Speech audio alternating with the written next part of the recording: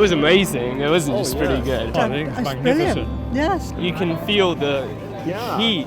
I've never seen like fire on that kind of scale. It's so spectacular, and actually it's not something that we see often. It feels like a big release. It's part of London's history, isn't it? 1666. I think it's really important that people don't forget about these things. It's proper wonder, it's not a parade, it's not even fireworks, it goes right into the center of your soul. It's really quite amazing, and I'm very humbled to be here and to have been able to witness this amazing piece of art.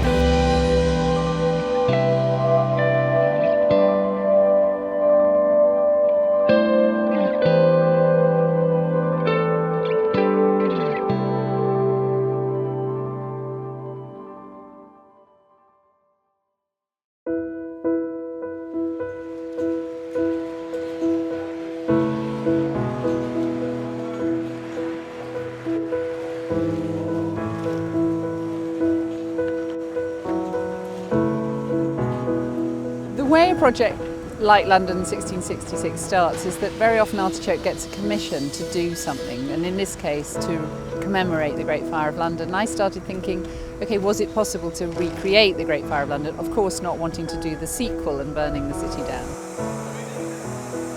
The City of London is a complicated place. It's a financial district. It doesn't have big, wide, open spaces.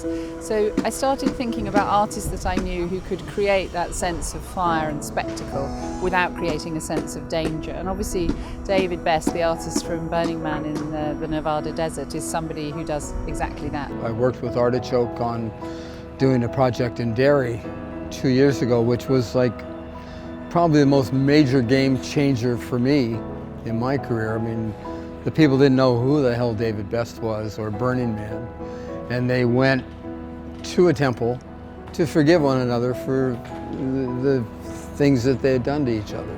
So David and I talked about Restoration London, the architecture, the way it might look, how we might do it, and fixed on the idea that floating it in the river gave us a sort of safety margin, great viewing spaces, and a place where he could really explore in a different way his idea of art and architecture. It's also a reminder of what London was, the roots that it came from, these tiny wooden houses that made up a population of 450,000, of whom during this fire 80,000 were displaced and made homeless, were ending up living in refugee camps for years and years. And the parallels with today are what we're trying to reflect on, where we've come from, who we are, where we're going. Something of this scale and magnitude is really, truly extraordinary.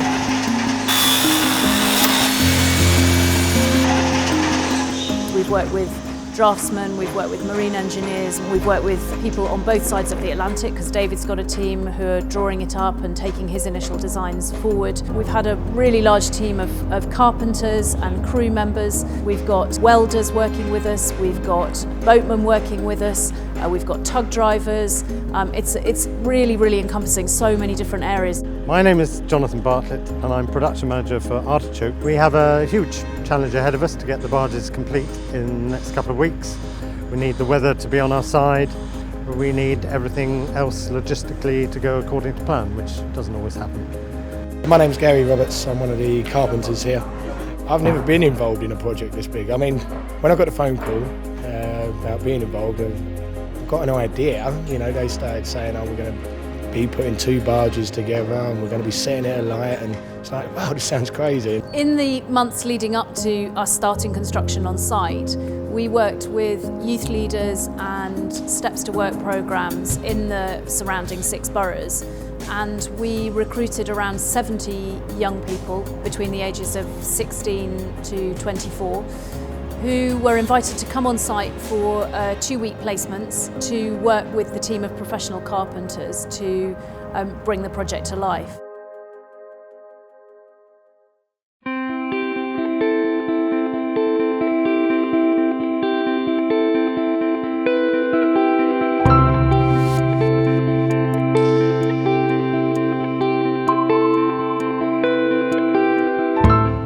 The big hook for me was not necessarily the history of the London fire as much as it was the involvement of the kids from the community. It's a great memory of what happened in the Great Fire of London.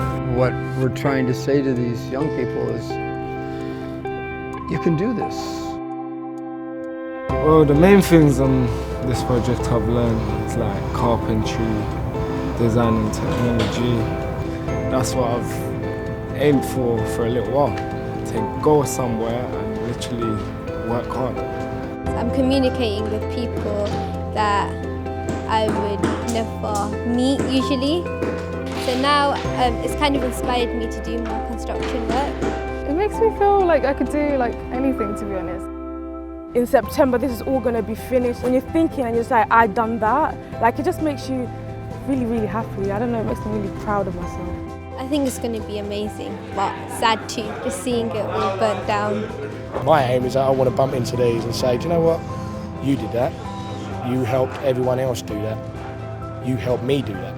And that's the main thing from this project I want to see as a result. For us, the legacy is not only to leave a memory of this incredible event, which is obviously what it is for most of the audience, but that those people who've been involved with it can go on and do other work, adopt new opportunities, take on other chances and just see a new future for themselves. And certainly not only the young people who've worked on the project, but we're getting feedback from some of the professionals who are working on it to say that it's completely changed their view of what they're about and how they can give back to people in a way through training and offering up new chances. I feel so confident the way the crew has worked on this, that my presence is only, I'm just another volunteer on it.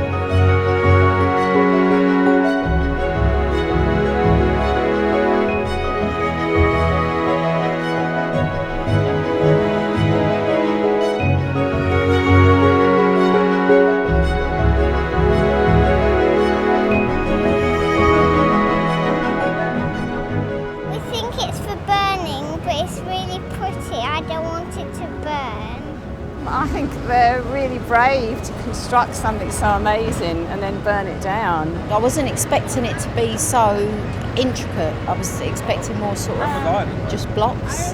But I think it's a good way to give a lesson to people because it visualizes what we can't see in the happened in the past. It's about materials to make people think, reflect on things. So I guess this takes us back to thinking about the vulnerability of a city.